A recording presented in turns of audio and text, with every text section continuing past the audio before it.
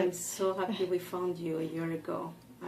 Didn't know what to do. I knew the possibilities. I knew how smart he was, and school was no help, and doctors, pediatricians were no help. Matthew had no self-esteem. He thought he was dumb compared to all the kids in his class. He couldn't play group sports. He shied away from a lot of things, couldn't ride his bike, had no balance.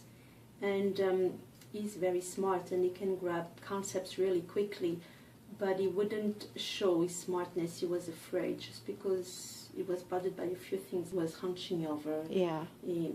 I don't know, he wasn't doing well. He was crying a lot. He was depressed.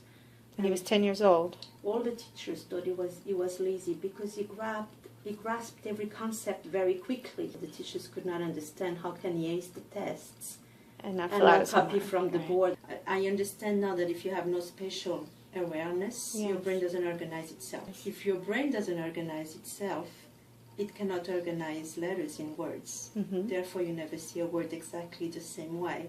How could you have a word memory bank if you don't see them exactly the same way? Mm-hmm. How could you learn to spell? You can't. I think it should be implemented in schools. I think every child should be tested. And he finishes all his work at school, and he has time to play with other children, Mm-hmm. and he's happy as could be, and he's interacting, and he's again playing with words. I got this. Went overboard with the self-confidence. We went from not having any and crying every day, thinking that he thought that he was dumb, to having too much. No. He can handle anything.